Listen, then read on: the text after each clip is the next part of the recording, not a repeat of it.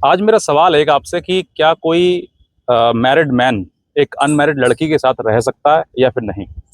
इसका सवाल का अगर जवाब मेरे से पूछो आप, तो मैं सीधे डायरेक्टली आंसर कहूँगा यस, रह सकता है।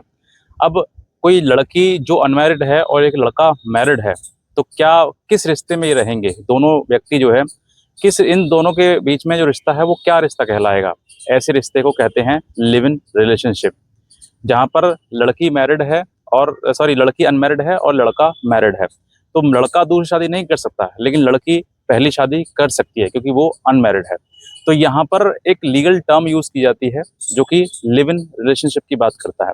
हालांकि ये कोई कानून नहीं है, बल्कि आर्टिकल 21 जो कि फंडामेंटल राइट है, वो आपको एक ऑल्टरनेट ऑप्शन प्रोवाइड करता है कि जहाँ पर आप दोनों किसी मतलब व्यक्ति के साथ जो एडल्ट है, मतलब 18 प्लस है, और वो आपके साथ ये रहना चाहता है कि भाई मैं अपनी मर्जी से अपनी खुशी से इस व्यक्ति के साथ रहना चाहता हूँ, चाहे वो मैरिड हो या अनमैरिड हो, इससे मुझे कोई फर्क नहीं पड़ता। लेकिन ये कंडीशन जरूर अप्लाई होती है कि जो पुरुष है जो किसी अनमैरिड लड़की के साथ रहना चाहता है, उसको सारी बातें पता होना चाहिए। ऐसा नहीं है इनफैक्ट, मतलब जो फैक्ट्स है, सच्चाई है, वो छिपाई जाए।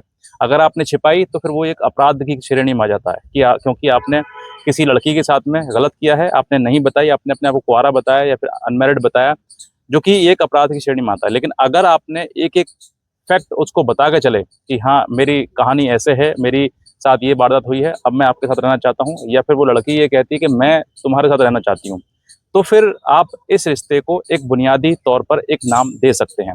लेकिन आप, हालांकि इस दोनों जो है व्यक्ति वो शादी नहीं कर सकते, क्योंकि शादी इनवैलिड कहलाएगी ये। क्योंकि अगर ये आप वैलिडिटी की बात करें, यानी कि लीगलिटी की बात करें, तो लीगलिटी आप मैरिज नहीं कर सकते। हालांकि चोरी करनी है तो कर सकते हैं, आप चोरी से किसी शादी से संबंध रह सकते हैं, लेकिन आप जो है लीगली मैरिज नहीं कर सकते, बल्कि इस नाम का जो है रिलेशन का नाम दे सकते हैं, रिश्ता दे सकते हैं कि ये लिव इन में हम रह रहे हैं, अपनी स्वेच्छा से रह रहे हैं, अपनी मर्जी से रह रहे हैं। तो इस आधार पर आप दोनों रिश्ते में रह सकते हैं, लेकिन कहीं ना कहीं ये चीजें छिपाई ना जाएं।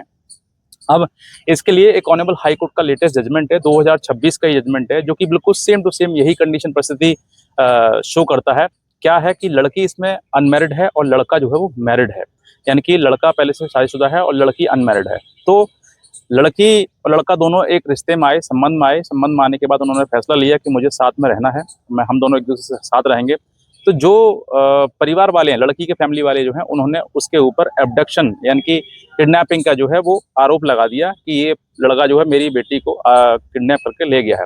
लेकिन लास्ट में जब दोनों ऑनरेबल हाई कोर्ट के समक्ष वो प्रस्तुत हुए और उन्होंने अपनी बात कही कि सर हम दोनों बालिग हैं और मैं मैरिड हूँ, लेकिन ये अनमैरिड हैं और ये चाहती है मेरे साथ रहना, तो लड़की की सहमति से हम दोनों एक साथ रह सकते हैं। तो आर्टिकल 21 के जो तहत जो है ऑनरेबल हाई कोर्ट ने इन दोनों को परमिशन दी और सुपरिटेंडेंट ऑफ पुलिस को सीधे डायरेक्ट ऑर्डर किया कि आप जो है इनकी सुरक्षा करें, रक्षा करें, और जो इनके खिलाफ एफआईआर दर्ज कराई गई थी किडनैपिंग की, वो एफआईआर भी क्वैश कर दी गई।